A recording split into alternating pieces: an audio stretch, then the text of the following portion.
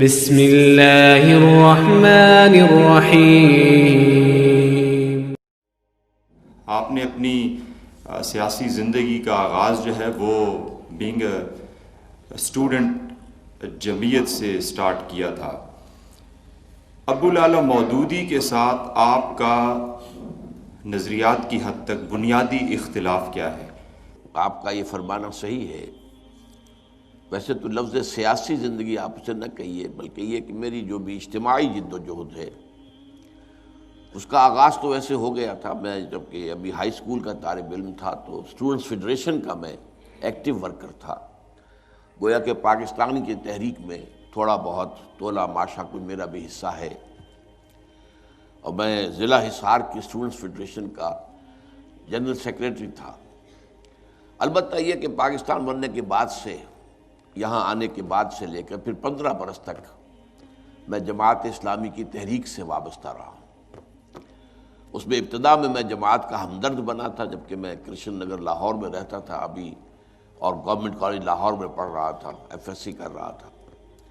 پھر جب میں چلا گیا میڈیکل کالج میں داخل ہو گیا اور ہاسٹل میں وہاں میرا اب مقیم ہو گیا، تو پھر میں اسلامی جمعیت طلبہ سے وابستہ ہوا۔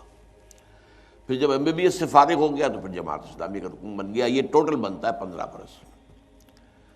اب اس میں جو آپ نے اختلاف پوچھا ہے، جو میرا علیحدگی کا اصل سبب ہے وہ تو صرف ایک ہے، اور وہ یہ کہ جماعت اسلامی ایک انقلابی جماعت تھی، اصولی اسلامی انقلابی جماعت۔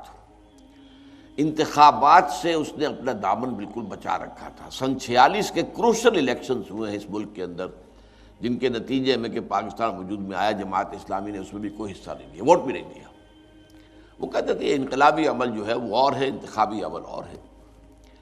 لیکن پاکستان میں آ کر مولانا نے جو بھی وقتی مصلحتیں دیکھی، ان کے تحت انہوں نے سمجھا کہ الیکشن میں حصہ لے کر یہ انقلاب کا عمل تو بہت طویل ہے، بہت لمبا ہے، وقت طلب ہے اور دقت طلب بھی ہے۔ اس وقت چونکہ ایک نعرے کی بنیاد پر پاکستان بن گیا، تو ایک نعرہ ہم بھی اس کو اپنا لیں تو ہو سکتا ہے کہ حکومت ہمیں مل جائے، تو پھر یہ کہ نظام تعلیم ہمارے ہاتھ میں ہوگا، ہم جیسے چاہیں گے بنا لیں گے، اسے ذہن بنائیں گے لوگوں کے، ذرائع ابلاغ ہمارے ہاتھ میں ہوں گے، وغیرہ وغیرہ۔ لیکن میں نے اسے غلط سمجھا کہ یہ اصل میں جماعت اسلامی اس راستے پر آ کر اپنے اصل موقف سے منحرف ہو گئی۔ پھر یہ بھی نہیں ہوا کہ میں صرف اس خیال کی وجہ سے علیحدہ ہو گیا، میں نے یہ خیال پیش کیا پوری قوت کے ساتھ جب جماعت میں ایک جائزہ کمیٹیز کے لیے بنائی گئی کہ جن لوگوں کو پالیسی سے اختلاف ہے وہ ان سے بات کریں۔ تو میں نے پہلے زبانی گفتگو کی، انہوں نے کہا آپ اپنی بات لکھ کر دے دیں، تو پھر میں نے 250 صفحے کا بیان دیا، اور وہ اب بھی موجود ہے کتابی شکل میں، تحریک جماعت اسلامی، ایک تحقیقی مطالعہ جس میں نے ثابت کیا کہ اس ایک اقدام نے جماعت کی تحریک کی نوعیت کو بدل دیا ہے۔ پہلے وہ ایک اصولی اسلامی انقلابی جماعت تھی، اب وہ اسلام پسند قومی سیاسی جماعت بن گئی۔ تو میرا جو ہے، چونکہ مولانا مودودی جو ہے اس پر مصر رہے، بعد میں بہت عرصے کے بعد سن 70 کے الیکشن کے بعد مولانا نے تسلیم کیا کہ یہ غلطی تھی جو ان سے ہوئی ہے۔ بہرحال لیکن جب تک کی بات میں کر رہا ہوں، یہ سن 55-56 کی بات ہے، تو مولانا اس پر جمے ہوئے تھے، لہٰذا میں نے راستہ ادا کر دیا۔ لیکن اس کا یہ مطلب نہیں کہ مولانا مودودی سے کوئی اور اختلاف نہیں۔ مولانا مودودی ایک تحریک کے شروع کرنے والے بھی تھے، تو اس تحریک کے بنیادی فکر سے تو میں متفق ہوں، سوائے اس طریقہ کار کی تبدیلی کے۔ لیکن اور بہت سی باتیں ہیں جن میں مجھے اختلاف ہے، مثلاً یہ کہ اسلام میں زمینداری کا معاملہ اور جو ایبسینٹی لینڈ لارڈشپ ہے، اس کے بارے میں ان کی رائے کو صحیح نہیں سمجھتا۔ میرے نزدیک امام ابو حنیفہ اور امام مالک کی رائے زیادہ صحیح ہے، قاضی ابو یوسف اور امام محمد کی رائے کے مقابلے میں، کہ مزارعت حرام ہے۔ اور ہمارے ہاں کی ساری خرابیوں کی سب سے بڑی جڑ جو ہے سیاسی اور قومی زندگی کی، جو بس کی گانٹھ جس کو کہتے ہیں، زہر کی گانٹھ، وہ یہی جاگیرداری ہے کہ ان جاگیرداروں کا یہ ایک جو میوزیکل چیئرز گیم بن کر رہ گئی، یہ ہمارے یہاں کی سیاست۔ میں اس میں مولانا مودودی کے موقف کو صحیح نہیں سمجھتا۔ اسی طرح خلافت و ملوکیت نامی کتاب مولانا نے لکھی، وہ لکھی اس وقت جب کہ ہم جماعت چھوڑ چکے تھے، اس کے بعد کی ایک تحریک ہے ان کی، تو اس کے بھی آدھے حصے کو میں بہت عمدہ سمجھتا ہوں۔